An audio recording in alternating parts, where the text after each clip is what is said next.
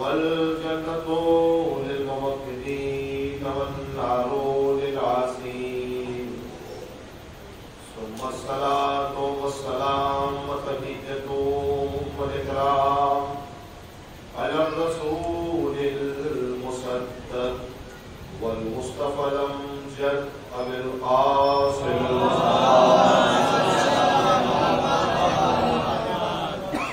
وعلى بيته الطيبين الطاهرين المعصومين المسلومين ولعنة الدائمة الباقية على آبائهم وقتلتهم ومنكر فضائلهم أجمعين.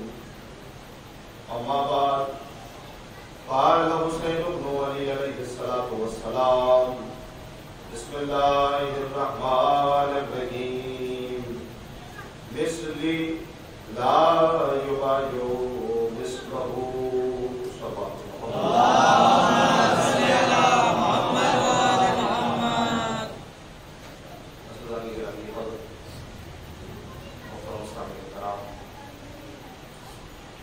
سرکار ابا عبداللہ امام حسین علیہ الصلوۃ والسلام کے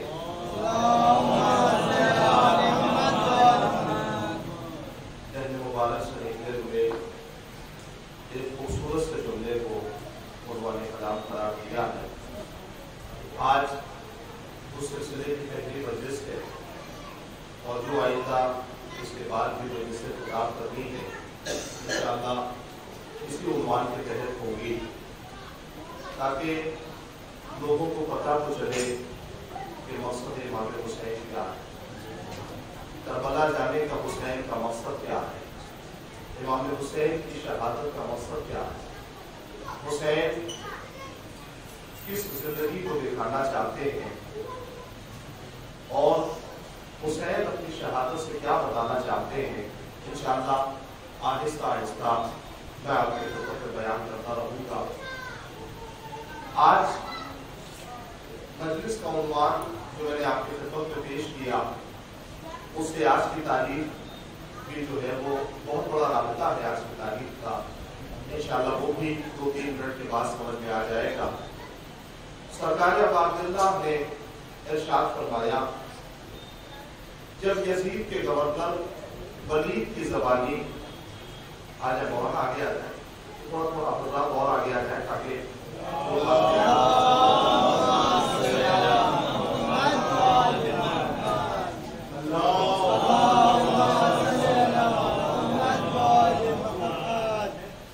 جب یزید کے گورنر ولید کی زبانی امام حسین تک یہ جملہ پہنچا کہ حسین بیعت کرو یا سر دو، تو امام حسین نے صرف ایک چھوٹا سا جملہ ولید کے جواب میں کہا اور کہا کہ مثلی لا یبایع مثلہ، کہ مجھ جیسا تو جیسے کی بیعت نہیں کر سکتا، مجھ جیسا تو جیسے کے سامنے نہیں جھک سکتا، مجھ جیسا تو جیسے کی پیروی نہیں کر سکتا.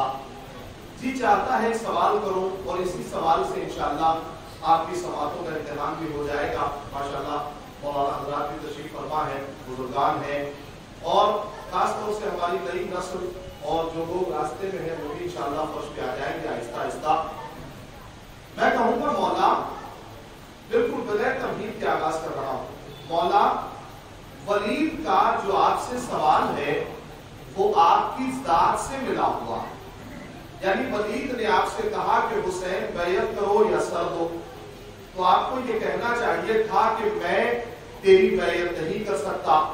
بھائی یہی تو جواب ہوگا، سمجھ کے سنیے گا بھائی، جواب یہی ہوگا نا کہ میں تیری بیعت نہیں کر سکتا یا میں تیرے سامنے نہیں جھک سکتا. ولید کا سوال تھا آپ سے ذاتی اور آپ کا جواب تھا صفاتی. اس سے زیادہ کوئی میں نہیں بیان کر سکتا.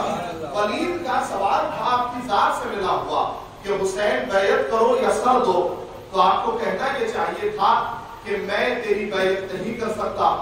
یہ تو جواب ہوگا کہ میں تیرے سامنے نہیں جھک سکتا. لیکن میں کہوں گا مولا ولید کا سوال تھا ذاتی اور آپ کا جواب ہے صفاتی. लेकिन मैं समझा के पढ़ने का आती हूँ ताकि नई नस्ल तक बातें पहुंचे खुला खुला। कहने लगे वलीद का सवाल था जाती, लेकिन आपका जवाब है सिफाती।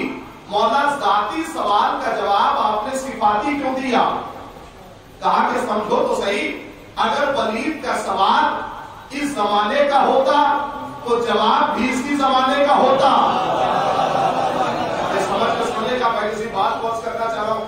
अगर वलीद का सवाल इस जमाने का होता तो जवाब भी इसी जमाने का होता। अब वलीद का सवाल इस जमाने से मरबूत नहीं है।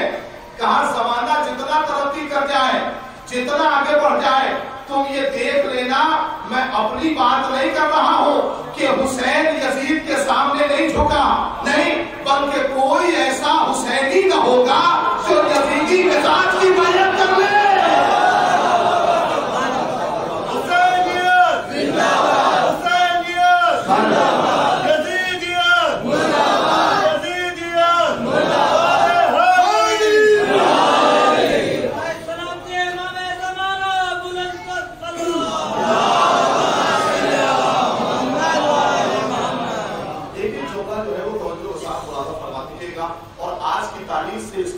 हसीन रब्त है, वो भी आपकी खिदमत में पढ़ूंगा। आपने मौलाना फरमाया मौला वलीद का सवाल है जाती। कहने लगे नहीं, सवाल इस जमाने का नहीं है तो फिर जवाब भी इस जमाने का नहीं होगा। जमाना जितना तरक्की कर ले, जितना आगे बढ़ जाए, कोई ऐसा हुसैनी न मिलेगा जो यजीदी मिजाज की बैयत कर ले। कोई ऐसा हुसैनी न होगा जो यजीदी सिफात की बैयत कर ले। जुमला मुलाजा कीजिए मेरे अजीजों, क्या तुमने देखा कि कोई ऐसा इलाही रहनुमा मिला जो शैतानी रहनुमा की बैयत कर ले? जो है मेरे साथ आइए, कोई ऐसा इलाही रहनुमा मिला जो शैतानी रहनुमा की बैयत कर ले? अगर आदम इब्लीस की बैयत कर लेते तो शायद मुमकिन हो जाता। अगर इब्राहिम नमरूद की बैयत कर लेते तो शायद मुमकिन हो जाता। अगर मूसा फिरौन की बैयत कर लेते तो शायद मुमकिन हो जाता। अगर ईसा जो है वो नमरूद की बैयत कर लेते तो शायद मुमकिन हो जाता। लेकिन क्या तुमने ज़ियारतों में नहीं पढ़ा अस्सलामु अलैका या वारिस आदम सफ़तिल्लाह, अस्सलामु अलैका या वारिस नूहिल्लाह, अस्सलामु अलैका या वारिस इब्राहिम खलीलल्लाह। ऐ आदम के वारिस हुसैन आप पर सलाम, ऐ नूह के वारिस हुसैन आप पर सलाम, ऐ इब्राहिम के वारिस हुसैन आप पर सलाम। मेरे अजीजों, जब आदम न झुके तो वारिस आदम कैसे झुकेगा?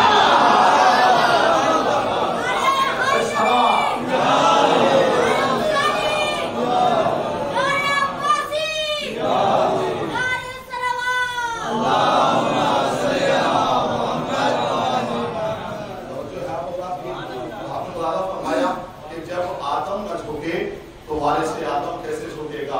तो लिहाजा जब वलीद का मुतालिबे बैयत हुसैन के पास पहुंचा कि हुसैन बैयत करो या सल्ब दो, तो इमाम ने बिल्कुल खुला जवाब जो है वो वलीद को दिया और कहा कि वलीद के जरिए से यजीद तक जवाब पहुंचाया जाए। एक एक जुमला तो साथ सुनते रहिएगा, इंशाअल्लाह मैं किसी मकसद तक आज की मजलिस को पहुंचाना चाहता हूं। इमाम हुसैन से सवाल बैयत कब से किया जा रहा है? सन 60 हिजरी से पहले, या हिजरी वही थी, मदीने से निकलने से पहले यही सवाल बैयत बार बार दोहराया जा रहा था। मैं देखता हूं कितना जल्दी समझिएगा। इस जुमले को समझ भी वही सकता है जो पाबंदी के साथ मजलिस में आता रहा हो। जुमला समझिएगा तवज्जो के साथ। पर ये बताइए कि सन 60 हिजरी में इमाम हुसैन से मुतालिबे बैयत मुसलसल किया जाता रहा और वो मुतालिबे बैयत कहां तक आया? करबला तक। तवज्जो कीजिएगा, यानी मदीने से 7 महीना पहले, यानी रजब से पहले मुतालिबे बैयत हुसैन से हो रहा था और मुतालिबे बैयत कहां तक पहुंचा? करबला तक। अब तवज्जो कीजिएगा मेरे अजीजों, करबला के बाद साल 2 साल नहीं, सैयद सज्जाद कितने साल तक कैद में रहे? भाई मुसलसल कैद में रहे। वो मुतालिबे बैयत जो हुसैन के जमाने में मुसलसल किया जाता रहा, एक मर्तबा भी सैयद सज्जाद से मुतालिबे बैयत नहीं हुआ। कहां सो रहे हैं आप? जो मुतालिबे बैयत हुसैन से मुसलसल होता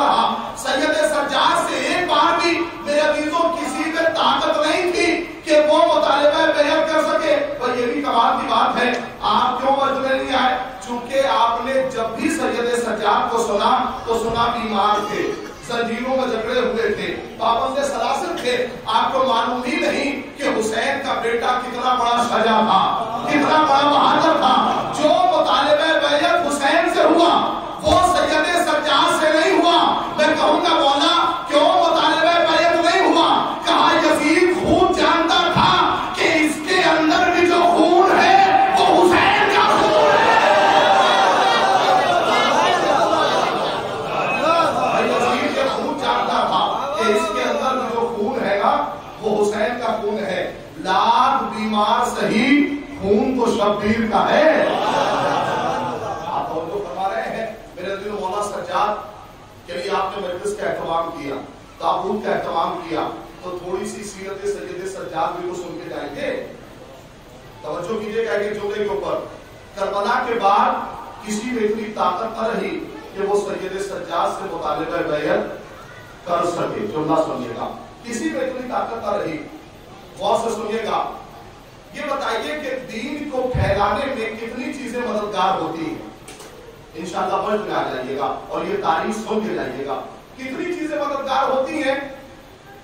रिसाला, किताब, मजल्ला, इमाम जुमा, इमाम रातिब, मदरसा, मस्जिद, ये इतनी चीजें दीन को फैलाने में मददगार होती हैं।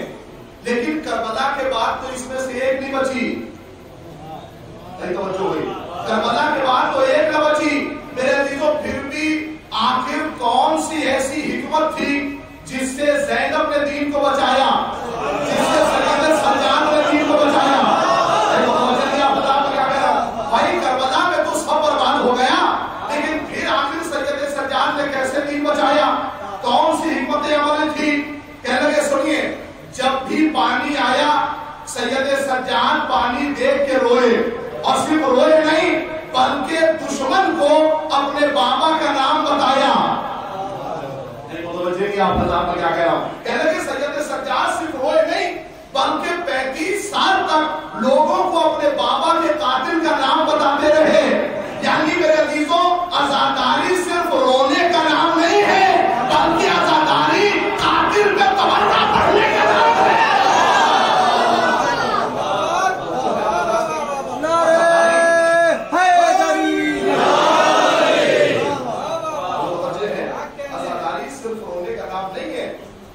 कातिल पर तबर्रा पढ़ने का नाम आजादारी है। कातिल को बेनकाब करने का नाम आजादारी है। मुतवज्जे हैं, जब भी पानी आया सैयद सज्जाद रोए, और 1-2 साल नहीं, मुसलसल 35 साल तक रोते रहे। और सिर्फ रोए नहीं बल्कि कातिल का नाम जो है वो बताया। मजमे में कातिल का नाम लेके आए।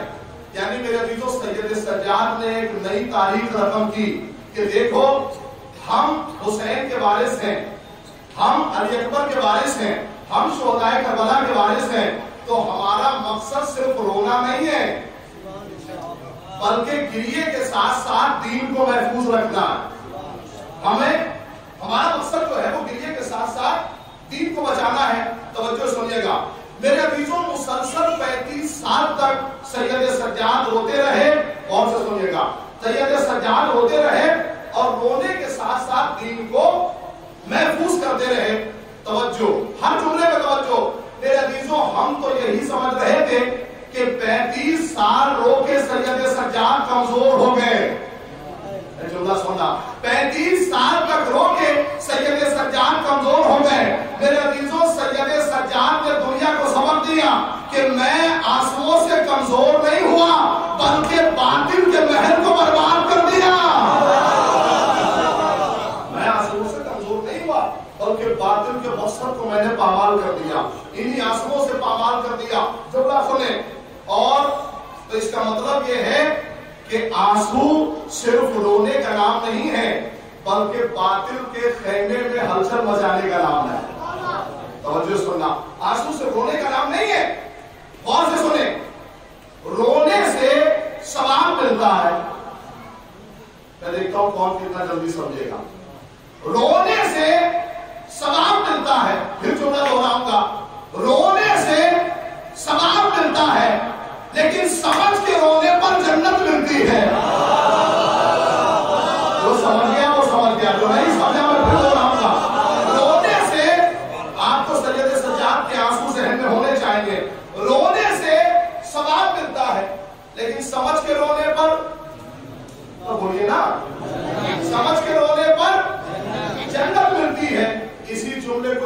سے پلٹیے. میں نے کہا نا اس مجلس کو سمجھنے کے لیے وہی آدمی درکار ہے تو پابندی سے مجلس میں آتا رہا ہو.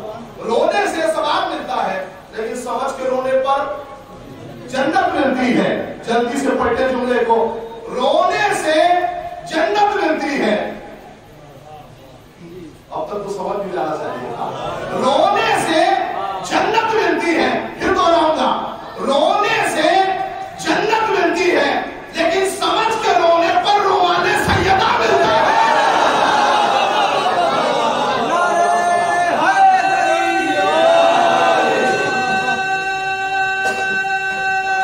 سب ملتا ہے.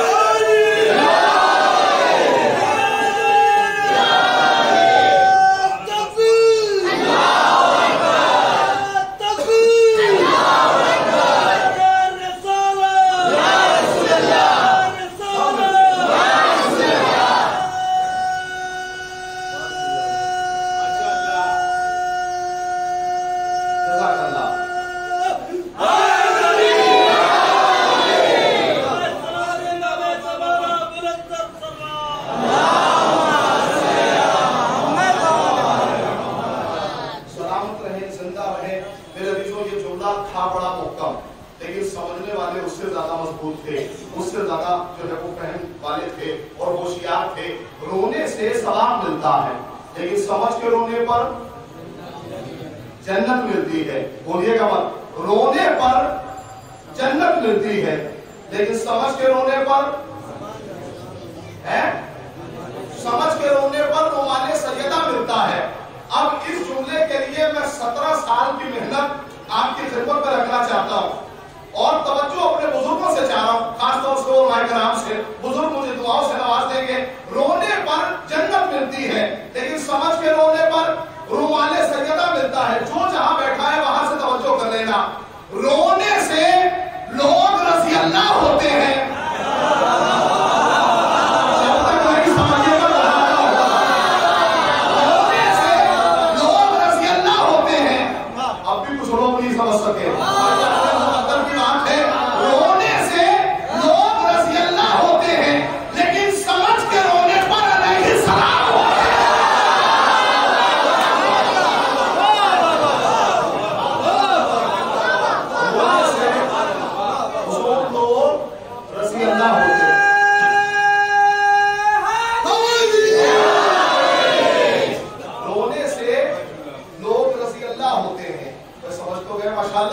لیکن سمجھ کے رونے پر علیہ السلام ہوتے ہیں. میں زیادہ وضاحت کرنے کا بھی نہیں ہوں. ہاں لیکن ایک جملے کی وضاحت ضرور کروں گا کہ رونے سے لوگ رضی اللہ ہوتے ہیں لیکن سمجھ کے رونے پر علیہ السلام ہوتے ہیں.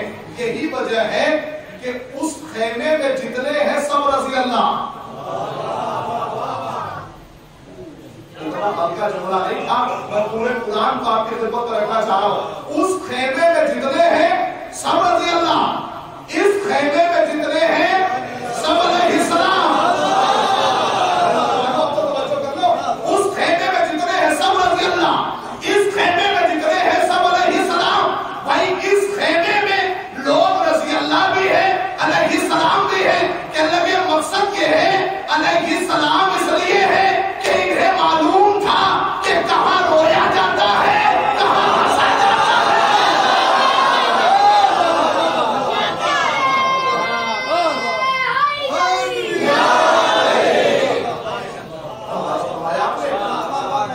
میرے دل کو خلاف فرمایا آپ نے. رونے سے لوگ رضی اللہ ہوتے لیکن اگر سمجھ کے روئیں تو علیہ السلام ہوتے ہیں.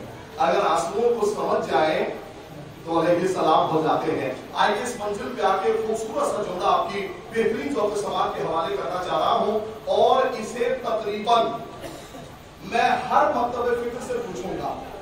ہر مکتب فکر سے پوچھوں گا. جملہ سنیے.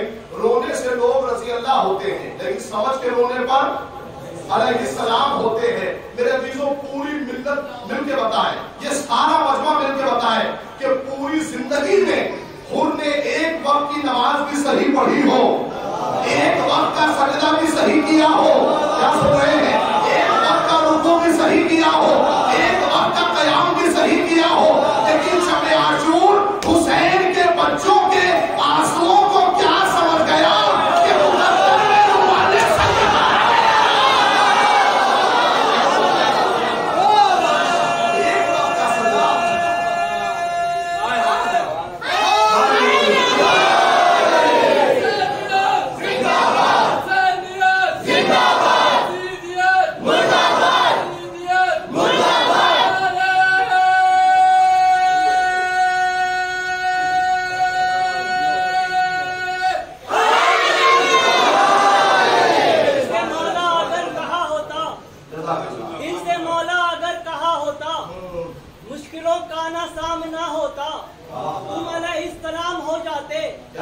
जो जहरा का दे दिया होता,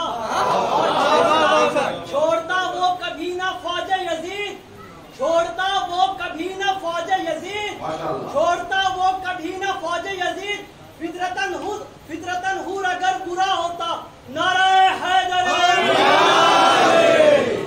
फरमाया मेरे अजीजों, इसका मतलब ये है कि जो आंसुओं को समझ जाता है वो भी अलैहिस्सलाम हो जाता है। सिर्फ रोना कमाल नहीं है, आंसुओं को समझ जाना भी कमाल है। देखिए मौजूद बड़ा सख्त है, लेकिन आप इतना अच्छा बना के सुन रहे हैं, इतना हल्का बना के सुन रहे हैं, मुझे बहुत अच्छा लग रहा है माशाल्लाह। इससे पता चलता है कि हकीकत है। देखिए मेहनत कितनी है करना की इस बात से अंदाजा होता है। एक छोटा सुन लीजिए, मैंने कहा ना, देखिए समाज से पता चलता है कि मजलिस किस प्यार की हो रही है। बाज मजलिसें ऐसी हैं, मैं अपनी जिंदगी की सबसे सख्त मजलिस पढ़ रहा हूँ, आज इस मिंबर से सबसे सख्त मजलिस पढ़ रहा हूँ, लेकिन आप इतना अच्छा सुन रहे हैं, लिहाजा मेरा एतबार और बढ़ता जाता है। एक नारे सलात और पढ़ रहे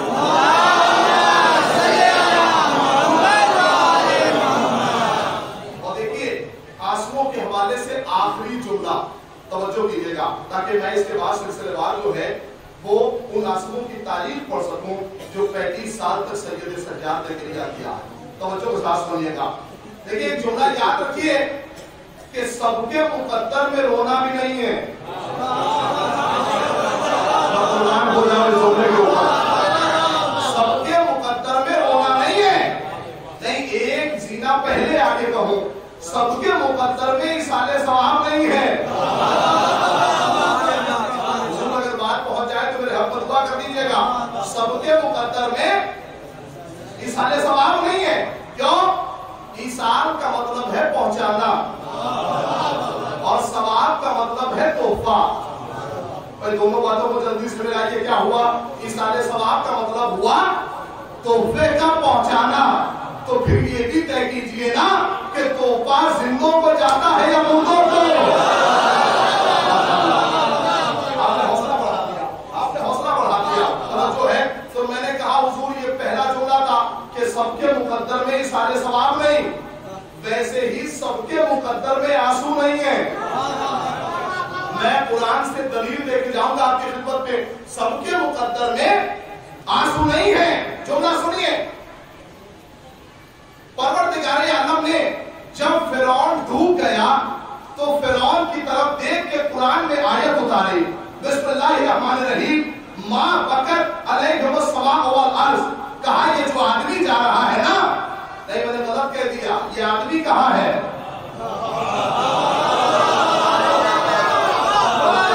ये जो आदमी जा रहा है ना, ये कुरान करीम की आयत है। ये जो आदमी जा रहा है ये इतना खबीस है, इतना जलील है कि ना तो इस पे जमीन रोई, समझ जाइएगा, ना तो इस पे जमीन रोई ना आसमान रोया। तो पता चला कि सब पे नहीं रोया जाता। कुरान ने फलसफा दिया कि सब पे नहीं रोया जाता, रोया उस पे जाता है जिसकी जिंदगी शरीफ हो।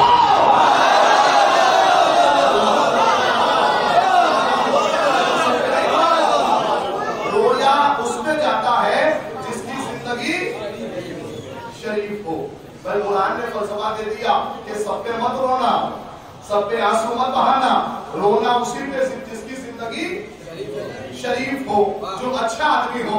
ये जुमला मैं नहीं कह रहा हूँ, ये कुरान की आयत है। बार बार इसलिए दोहरा रहा हूँ ताकि लोगों को पता चले ये मेरे घर का किस्सा कहानी नहीं है, कुरान की आयत है कि सब पे नहीं रोया जाता, रोया उस पे जाता है जिसकी जिंदगी अच्छी हो। नहीं, ये जुमला इससे आगे बढ़ के कहूँ, उस पे रोया जाता है जो लोगों का सुकून बने।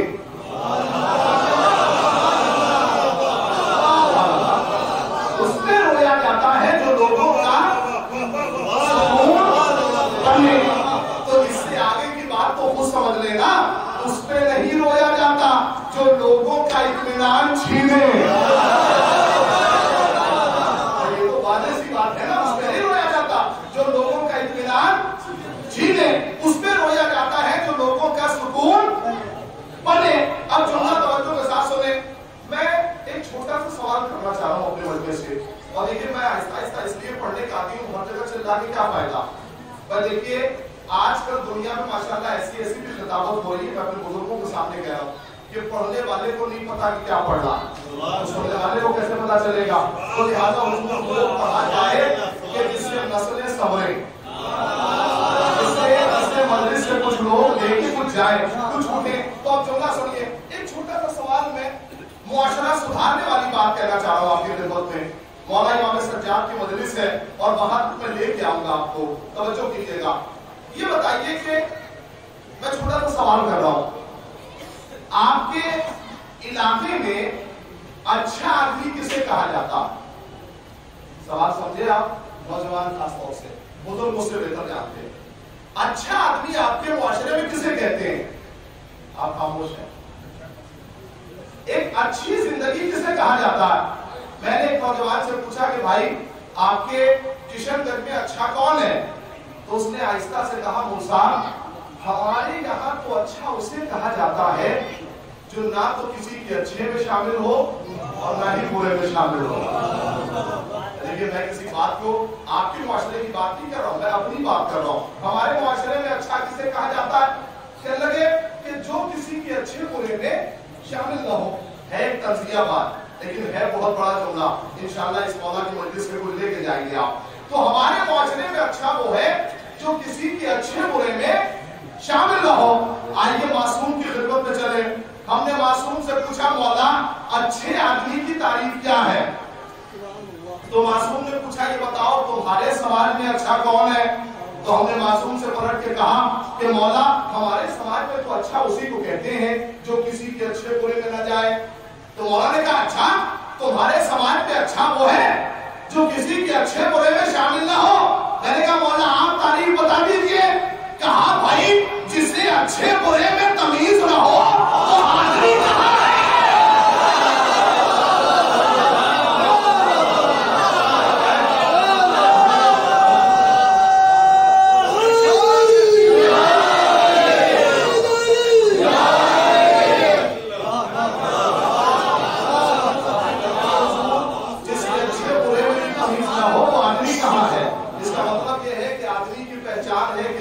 پہچانتا ہو اور برا بھی پہچانتا ہو. ماشاءاللہ سلامت رہے. اس جملے کو اور جو ہے وہ ملاحظہ کر لیں، لطف آ جائے گا اور وجد میں آ جائیے گا. جملہ سنیں.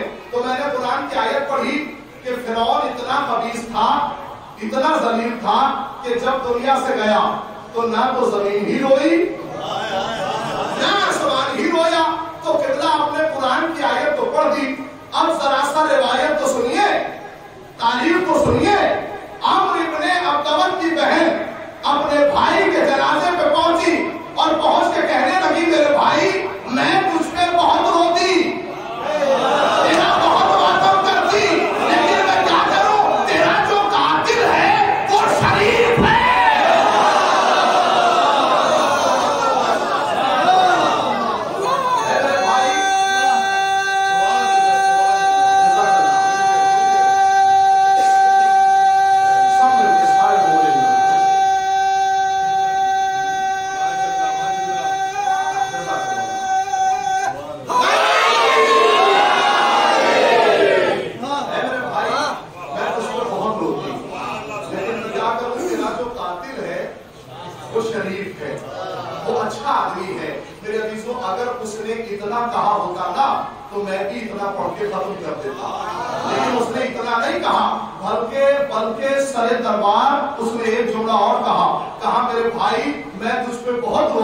لیکن میں کیا کروں تیرا جو قاتل ہے وہ بیضۃ البلد ہے.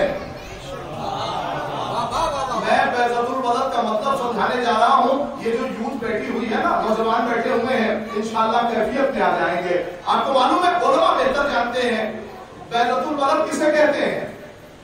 بیضۃ البلد کہتے ہیں انڈے کی سفیدی کو. بھائی انڈا ہوتا ہے کور میں، اسی میں عزیز زردی بھی ہے، اسی میں سفیدی بھی ہے، لیکن سفید اتنا سفید ہے کہ زردی اثر انداز نہیں ہوتی. کیا کہہ رہا ہوں آپ کی خدمت میں؟ سفید اتنا سفید ہے کہ زردی اثر انداز نہیں ہوتی. یعنی ایک کافر کی بہن ہے، سر دربار علی کا کلمہ پڑھ رہی ہے کہ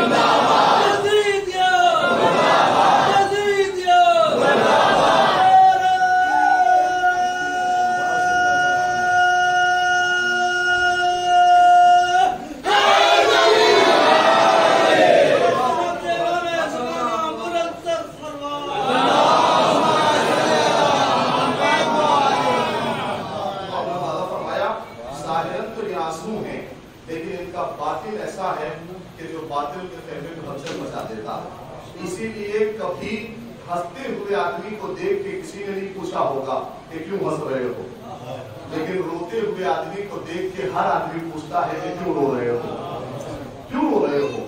کہا اس لیے کہ آنسوؤں کے اندر کائنات ہے، آنسوؤں کے اندر حیات ہے۔ ایک ایک جملے میں پوری پوری کتاب لکھ سکتے ہیں لکھنے والے۔ آنسوؤں کے اندر حیات پوشیدہ ہے۔ انشاءاللہ آگے کی دنیا ہے اور آگے کا سفر میں آپ کی خدمت میں کروں گا۔ وقت پڑ جائے تو ہر اہل زمین روتا ہے، وقت پڑ جائے تو ہر اہل زمین روتا ہے، صرف شیطان زمانے میں نہیں روتا ہے۔ وقت پڑ جائے تو ہر اہل زمین روتا ہے، صرف شیطان زمانے میں نہیں روتا ہے۔ رونے والوں کو جو رکھو گے خطا کاروں میں، دنیا بھی نظر آئیں گے گناہ گاروں میں۔ شب کو روتا تھا، شب کو روتا تھا جو محراب میں شبنم کی طرح، دن کو میدان میں نکلا وہی زہر غم کی طرح۔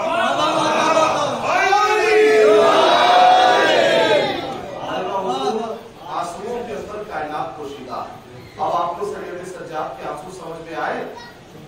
اب آپ کو امام زین العابدین کے آنسو سمجھ میں آئے کہ 35 سال تک امام نے کام ہی یہی کیا، 35 سال تک یہی عمل کیا کہ اپنے آنسوؤں سے باطل کو کمزور کرتے رہے، اپنے آنسوؤں سے باطل کے خیمے میں ہلچل مچاتے رہے۔ اور یہ جملہ سنیے گا، صاحبان ادب تشریف فرما ہے کہ کام کی بات سید سجاد کی زندگی کی لے کے جائیے، توجہ کے ساتھ سنیے گا۔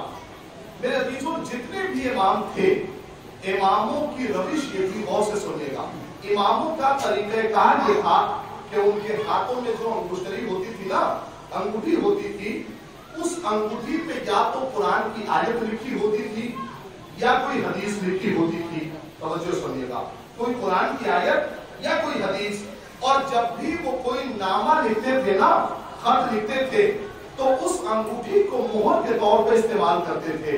یعنی اس کاغذ پر جب بھی کچھ لکھا تو مہر کے طور پہ اپنی انگوٹھی سے مہر لگا دی۔ اب میں دیکھتا ہوں کون کتنا جلدی سمجھے گا۔ نوجوانوں جو ہے وہ توجہ کے ساتھ سننا۔ تاریخ نے لکھا کہ سید سجاد کے ہاتھوں میں جو انگوٹھی تھی نا، اس انگوٹھی پہ لکھا ہوا تھا شقیٌ قاتل ابن رسول اللہ، حسین کے قاتل سے بڑا کوئی شقی نہیں۔ توجہ سننا میں کیا کہہ رہا ہوں۔ امام سجاد کی جو انگوٹھی تھی نا، اس پہ کندھا تھا لکھا ہوا تھا کہ حسین کا قاتل جو ہے وہ سب سے بڑا شقی ہے۔ میرے عزیزوں امام نے جب بھی کوئی نامہ لکھا کربلا کے بعد اپنی انگوٹھی سے مہر کیا، کیا سن رہے ہو؟ اپنی انگوٹھی سے مہر کیا، اور وہ مہر 35 سال تک یزید کو بدنام کرتا رہا۔ 35 سال تک وہ مہر یزید کو بدنام کرتا رہا۔ جہاں بھی وہ مہر گئی یزید بدنام ہوا، جہاں بھی مہر گئی یزید بدنام ہوا۔ یعنی امام سجاد نے تاریخ کو یہ جملہ دیا کہ میرے پاس شمشیر تو نہیں ہے، لیکن یہ انگوٹھی شمشیر کا کام کر رہی ہے۔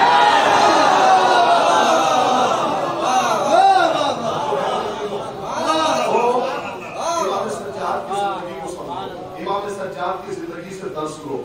ہم لوگوں نے ہمیشہ سید سجاد کو بیمار سنا، مریض سنا، لہذا ہمارے ذہنوں میں جو سید سجاد کی تصویر بنی ہوئی ہے، مولا کی جو تصویر ہے وہ بیماری کی حالت والی تصویر ہے۔ ایسا نہیں ہے۔ آپ اگر میرے ساتھ آئے تو میں وہ آپ کو تاریخ کا منظر دکھانا چاہتا ہوں، غور سے دیکھیے گا۔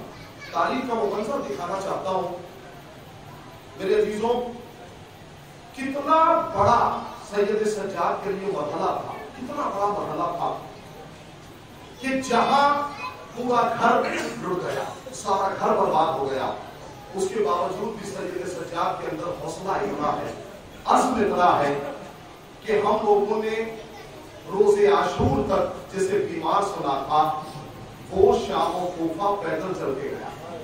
توجہ ہے آپ خدا کی، اس کا مطلب ہے کہ سید سجاد کسی بیماری کا نام نہیں ہے بلکہ اسلام کی طاقت کا نام ہے۔ توجہ ہے آپ خدا کی، سید سجاد کسی بیماری کا نام نہیں ہے بلکہ اسلام کی طاقت کا نام ہے سید سجاد. اور کربلا کے بعد دو اتنے بڑے صحیفے سید سجاد نے دیے کہ جو انسانوں کو اللہ سے ملنے کا طریقہ بتاتا ہے. پہلے دعا کا نام ہے صحیفہ سجادیہ.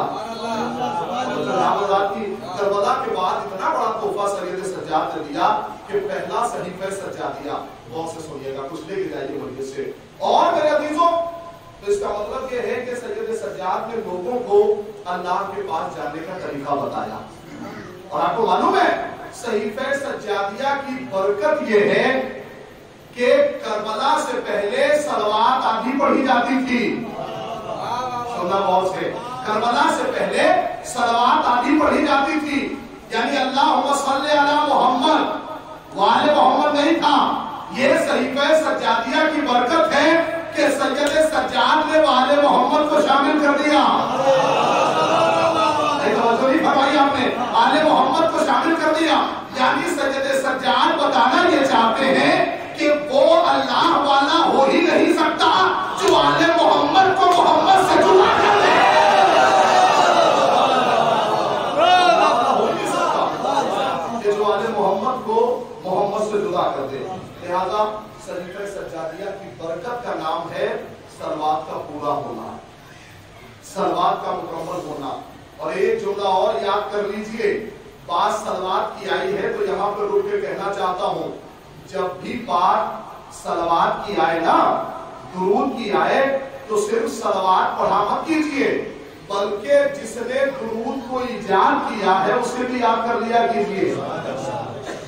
درود کا موجب کون ہے؟ درود کا ایجاد کرنے والا کون ہے؟ جناب ابو طالب. درود کے موجب کا نام ہے جناب ابو طالب. آپ نے دیوان ابو طالب پڑھا ہے؟ دیوان ابو طالب کبھی اٹھا کے دیکھیے, جب اٹھا کے دیکھیں گے نا تو اس میں جناب ابو طالب کی ایک تمنا ہے. اس دیوان کا ایک شعر پڑھ رہا ہوں, صلو علیہ اللہ خلاق الورا, اے آسمانوں کے خلق کرنے والے محمد پر درود بھیج.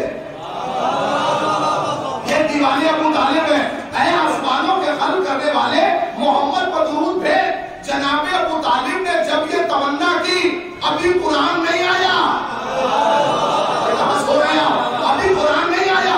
قرآن نازل ہوگا بہت سال کے بعد. ابو طالب تمنا کہہ رہے ہیں بہت سال پہلے. میرے عزیزوں, اور یہ تمنا اللہ کو اتنی پسند آئی کہ قرآن میں آیت بنا کے اتار دی, ان اللہ و ملائکتہ یصلون.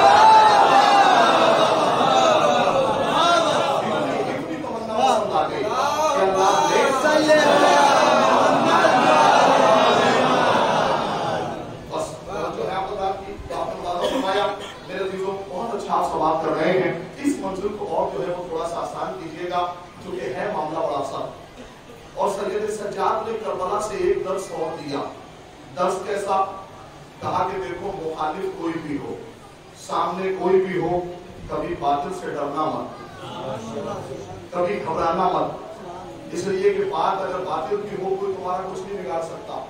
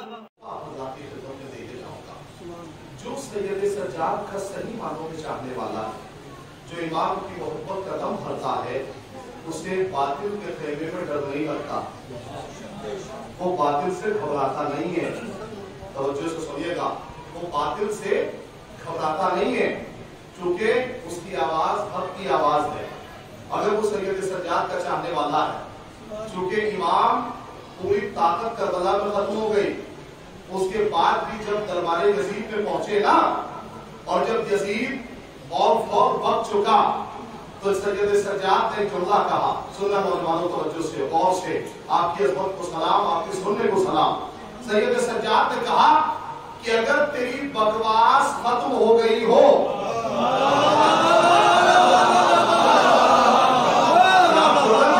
آپ خطبے کا انداز دیکھیے، لہجہ دیکھیے، اگر تیری بکواس ختم ہو گئی ہو تو مجھے اجازت ہے میں اس لکڑی کے ڈھیر پہ جا کے کچھ کہوں۔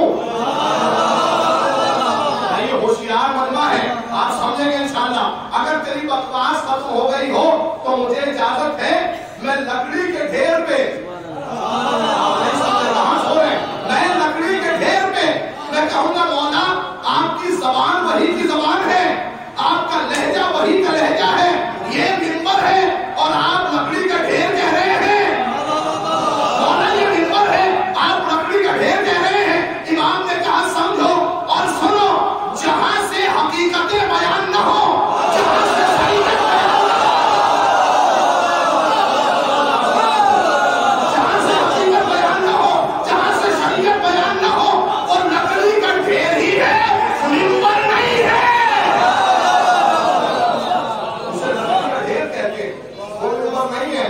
اور جو ہے آپ کی اس کا مطلب یہ ہے کہ سید سجاد نے یزید کی آنکھوں میں آنکھیں ڈال کے کہا کہ جہاں سے حقیقتیں بیان ہو وہ منبر ہے، جہاں سے بکواس ہو وہ منبر نہیں ہوتا، اسے لکڑی کا ڈھیر کہتے ہیں۔ اور آپ اگر متوجہ ہو تو ایک جملہ کہوں، مولا کائنات نے 25 سال کے بعد جب اسی منبر پر قدم رکھا، میں دیکھتا ہوں کون کتنا سمجھے گا، تو ایک مرتبہ علی نے پہلے سینے پہ قدم رکھا، اٹھایا دوسرے سینے پہ رکھا، پھر تیسرے سینے پہ، اس کے بعد وہاں بیٹھے جہاں نبی بیٹھتے تھے،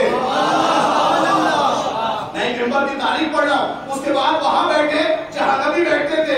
اتنے میں لوگوں میں چینی گوئیاں ہونے لگی، تو مولا نے پتہ ہے کیا پوچھا، تمہارے اندر سرگوشیاں کیسی ہیں، کیا باتیں کر رہے ہو آپس میں؟ تو سب نے کہا یا علی ہمارے بزرگ تو یہاں کا احترام کرتے تھے، آج تک وہاں نہیں بیٹھے جہاں آپ بیٹھے ہیں۔ نہیں سمجھ کے سنیے گا، میں تعریف پڑھ رہا ہوں آپ کی خدمت میں۔ ہمارے بزرگوں نے اس جگہ کا احترام کیا، آج تک یہاں نہیں بیٹھے جہاں آپ بیٹھے ہیں۔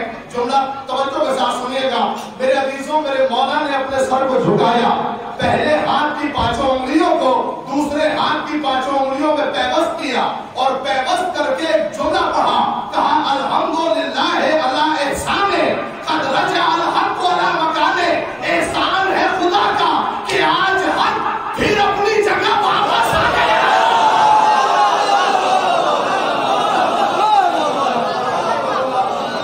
احسان ہے خدا کا کہ آج حق پھر اپنی جگہ واپس آ گیا۔ اور جیسے یہ جملہ کہا تو کہا کہ تمہاری سرگوشیوں کا جواب کیا ہے سنو، تم یہ کہہ رہے تھے کہ ہمارے بزرگ احترام کرتے تھے، آج تک یہاں نہیں بیٹھے جہاں آپ بیٹھے ہیں، اس لکڑی کے ڈھیر کی اوقات کیا ہے؟ آپ جملے سے جملہ ملائیے، آہنگ سے آہنگ ملائیے، اس لکڑی کے ڈھیر کی اوقات کیا ہے؟ میں نے دوش نبوت پر قدم رکھے ہیں۔ یعنی امام سجاد کا جملہ بہت صحیح تھا، بالکل صحیح تھا کہ اگر تیری بکواس ختم ہو گئی ہو تو میں اس لکڑی کے ڈھیر پر جاؤں اور جو ہے جاؤں اور جا کے وہ سناؤں کہ جس سے اللہ راضی ہو۔ آخری لمحات میں گفتگو ہے، مجھے 50-55 منٹ ہو گیا پڑھتے ہوئے، آخری لمحات میں گفتگو ہے، کیا کہا؟ اگر تیری اجازت ہو، میرے عزیزوں درباری کہاں بیٹھے ہوئے تھے، درباریوں نے پتا کیا کہا؟ یزید کہہ رہا تھا نہیں اسے مت جانے دو، یہ اسے منبر پہ مت جانے دو۔ درباریوں نے پتا کیا کہا؟ کہا اس کے ہاتھوں میں ہتھکڑیاں ہیں، پیروں میں بیڑیاں ہیں، اس کی زبان کتنے دن سے بھوکا ہے، پیاسا ہے، اس کی زبان اس لائق نہیں ہے کہ یہ کچھ جا کے بول سکے، یہ کچھ جا کے کلام کر سکے، یہ اس لائق نہیں ہے، توجہ سنیے، یہ اس لائق نہیں کہ جا کے کلام کر سکے، بول سکے۔ ایک مرتبہ سید سجاد لکڑی کے ڈھیر پہ کھڑے ہوئے، میں بھی منبر نہیں کہوں گا، سید سجاد لکڑی کے ڈھیر پہ جا کے کھڑے ہوئے اور جا کے پتہ ہے کیا کہتے ہیں؟ جو مجھے جانتا ہے وہ جان لے، جو نہیں جانتا وہ پہچان لے۔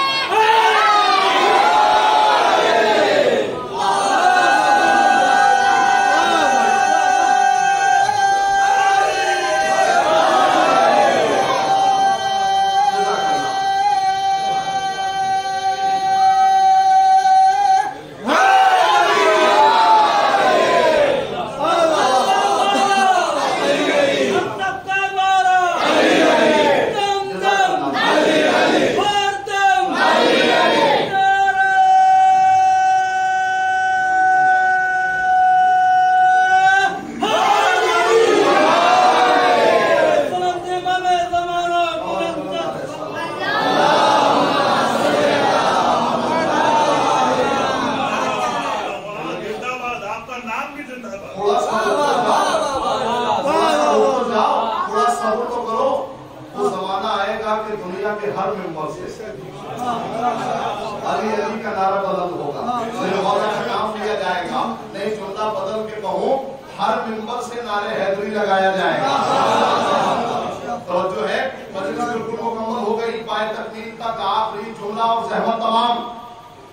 क्यूब टीवी से ताहिरुल कादरी बैठे हुए थे, किसी ने आके सवाल कर लिया, कहा ये बताओ कि अली अफजल है या अमीर शाम? मजलिस तमाम है, अली अफजल है क्या अमीर शाम? अच्छा, मेरा कोई बयान नहीं है, ताहिरुल कादरी का बयान था बहुत साल पहले का, क्यों टीवी से पूरी दुनिया ने देखा। कहा कि ये बताओ कि अली अफजल है या अमीर शाम? तो पता है ताहिरुल कादरी ने क्या कहा? हमारी जानें कुर्बान हो जाए इस जुमले के ऊपर खासतौर से। ताहिरुल कादरी ने कहा कि अगर अमीर शाम सजदा न करता तो काफिर कहलाता। आखिरी जुमला है, जो नहीं समझेगा उससे ये जुमला समझेगा। कहने कि अगर अमीर शाम सजदा न करता तो काफिर कहलाता, अली सजदा न करते तो खुदा कहलाता।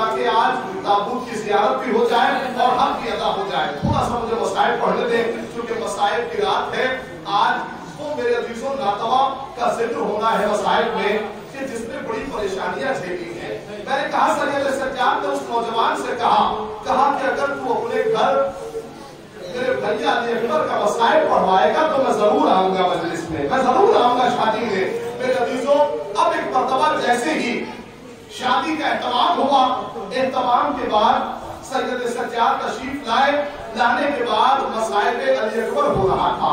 مصائب ہوتے ہوتے جیسے آپ نے لائٹ بند کی ہے نا، ویسے سید سجاد نے روشنی کو گل کر دیا. اور گل کرنے کے بعد جب لوگوں نے پوچھا مولا آپ نے روشنی کیوں بجھا دی، مولا آپ نے کیوں بجھا دی، تو سید سجاد نے ایک جملہ کہا کہ میں نے اس لیے بجھائی ہے تاکہ کوئی رونے میں بخل نہ کرے. امام سید سجاد نے کہا میں نے روشنی اس لیے بجھائی تاکہ کوئی رونے میں کنجوسی نہ کرے. تو اس نے کیا دیکھا، سید سجاد دکھائی نہیں دے رہے تھے. ایک مرتبہ باہر آیا تو کیا دیکھا، سید سجاد وہاں کھڑے تھے جہاں آپ کی نالین اتری ہے، جہاں آپ کی موتیاں اتری ہیں. اور ایک مرتبہ وہ مولا سے کہتا ہے، کہا مولا آپ یہاں کیوں کھڑے ہیں؟ کہا جو مجلس سے پہلے آیا تھا وہ تیرا مہمان تھا، لیکن اب جو مجلس میں آیا ہے نا وہ میرا مہمان ہے، اسے میں رخصت کروں گا. اللہ ان آوازوں پر رحمت آئے. اللہ کو کوئی موقع دے سوائے محمد کربلا کے. جناب ملحان نے سید سجاد سے پوچھا، ایک جملہ کہا، توجہ سے سننا میرے عزیزوں، روتے ہوئے گھر تک جاؤ گے. جناب ملحان سے پوچھا، جناب ملحان نے کہا مولا کب تک روتے رہیے گا، مولا کب تک گریا کیجیے گا. کہا ملحان یعقوب کے 12 بیٹے تھے، ایک یوسف جدا ہوا تھا، ایک یوسف آنکھوں سے اوجھل ہوا تھا. یعقوب اتنا روئے کہ آنکھیں سفید ہو گئی. اے ملحان میرے 18 یوسف کربلا کے میدان میں مار دیے گئے. اللہ کی نمازوں پر رحمت نازل فرمائے.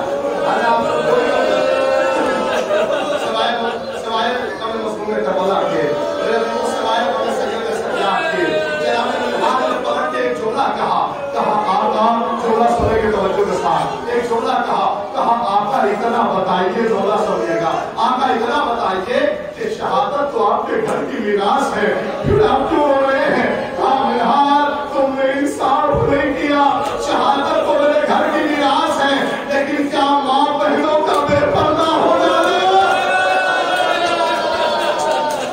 یہ بھی ہمارے گھر کی میراث ہے؟ ملحان تم نے انصاف نہیں کیا. میرے عزیزوں جملہ سنو، آج کی مجلس میں سب سے پہلا اگر فرصہ دینا تو جناب زینب کو دینا، سب سے پہلا فرصہ جناب زینب کو دینا، اس لیے کہ زینب کے ہر قدم پہ سید سجاد نے ساتھ دیا ہے. پہلا فرصہ دینا. اور سنو، اور دوسرا فرصہ اس 4 سال کی بچی کو دینا کہ جسے سکینہ کہتے ہیں. سید سجاد کے ایک دن میرے عزیزوں سید سجاد پیروں کو پھیلا کر بازار کوفہ سے قریب بیٹھے ہوئے تھے. سکینہ نے کہا بھیا میں نے کبھی ایسے نہیں دیکھا کہ آپ پیروں کو پھیلا کے بیٹھے ہیں. ایک جملہ سنے، کہا بہن پیروں میں آملے ہیں، آملوں میں کانٹے ہیں، جب میں چلتا ہوں تو چلا نہیں جاتا. بہن میری کیفیت یہ ہے کہ بہت اذیت دیتے ہیں مجھے آملے، اور یہ آملوں کے اندر کانٹے مجھے بہت ستاتے ہیں. جب یہ جملہ کہا نا تو جناب سکینہ نے اپنے ہاتھوں سے ان کانٹوں کو نکالنا شروع کیا. سید سجاد کہتے ہیں میں زندگی بھر اپنی بہن کو نہیں بھول سکتا جس نے میرے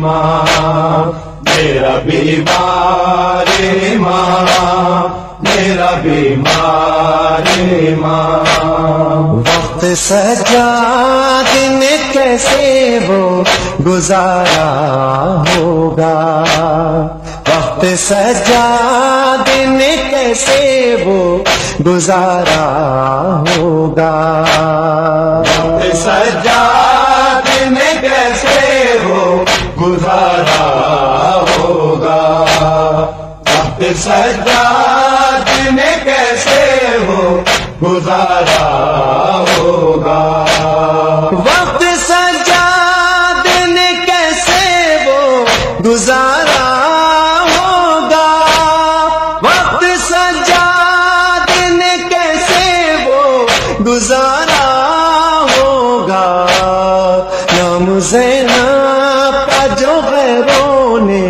پکارا ہوگا وقت سجاد نے کیسے وہ گزارا ہوگا یا رب کوئی مل جائے نا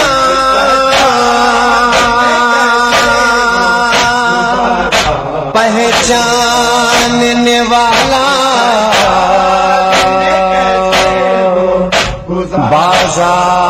بازار میں سجاد دعا مانگ رہا ہے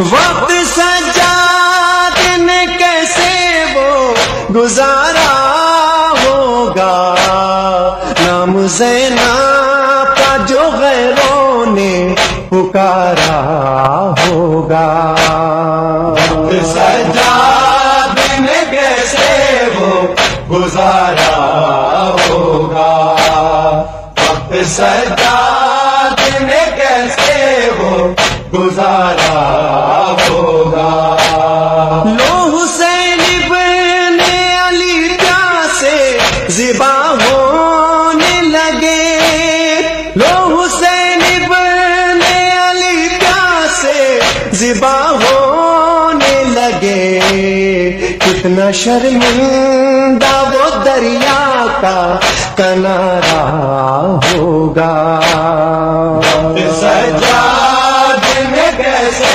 وہ گزارا ہوگا وقت سجاد نے کیسے وہ گزارا ہوگا